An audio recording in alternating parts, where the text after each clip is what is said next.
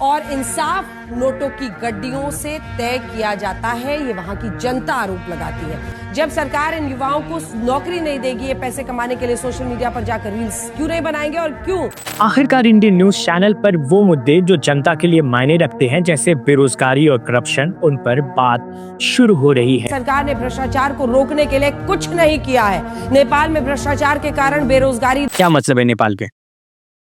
मतलब नेपाल में बेरोजगारी और करप्शन है, फिर इंडियन मीडिया के हिसाब से इंडिया में क्या चल रहा है? या फिर राहुल गांधी का छुट्टी पर जाना भारत के सियासी पैटर्न में सेट नहीं होता है। और उनके सामने एक ऐसा नेता है जो बिना थके, बिना ब्रेक के लगातार काम करते हुए दिख रहा है। ओके, लेकिन करप्शन तो हमारे यहाँ। राहुल गांधी के मलेशिया दौरे का मकसद क्या है? क्या मोदी विरोधी एजेंडे की सीक्रेट डील कर रहे हैं? लेकिन वो बेरोजगारी तो हमारे। सीरियस पॉलिटिक्स है, सीरियस ऑल्टरनेट कैंडिडेट है, तो क्या सीरियस मीटिंग्स नहीं होनी चाहिए विपक्ष की? Serious and an unseriously serious. अरे बस कर भाई। इनकी गलती नहीं है, ये चोर नहीं है। कुछ चीजें ऐसी होती हैं जो इन्हें चैनल आगे बढ़ाने के लिए मना कर सकता है, क्योंकि नौकरी तो करनी। इंडियन मीडिया को चाहे जितना क्रिटिसाइज किया जाए, लेकिन ये आपको मौका मिलते ही गलत साबित कर देगा। जब हम ये सोचने लगेंगे कि इंडियन मीडिया इससे नीचे नहीं गिर सकती, तब अचानक से इंडियन मीडिया एक वजह दे देती है।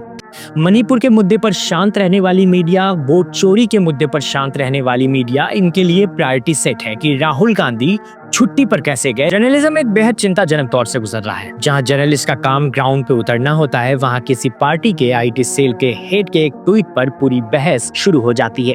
वो बीजेपी के हिसाब से मलेशिया में छुट्टियां मना रहे हैं, ही इज ऑन वेकेशन। और उस दौरान इस बात का बिल्कुल ख्याल नहीं रखा जाता है कि किसी की पर्सनल प्राइवेसी भी होती है या सेफ्टी नाम की भी चीज होती है। चाहे वो आर्यन खान के केस में हमने देखा या सुशांत सिंह के सुसाइड केस में। हमने देखा है कि कैसे लोगों का पीछा किया गया। इस केस में भी अगर एजेंडा का चश्मा उतार कर हम देखें तो मीडिया की वजह से नेता प्रतिपक्ष के सिक्योरिटी पर सवाल उठता दिखेगा। लेकिन सवाल ये नहीं है, सवाल ये है कि इस बीच क्या आपने ये न्यूज सुनी कि इंदौर के अस्पताल में 2 नवजात बच्चों को चूहे ने खा लिया? क्या आपने ये सुना कि गुजरात में एक 17 साल के मजदूर लड़के को कथित तौर पर पुलिस ने इतना प्रताड़ित किया कि वो आईसीयू में? खबर बहुत है, लेकिन इन मेन स्ट्रीम न्यूज चैनलों पर उनके लिए जगह नहीं है। और न्यूज चैनलों के हिसाब से तो भ्रष्टाचार, बेरोजगारी और भूखमरी तो देश में है ही नहीं।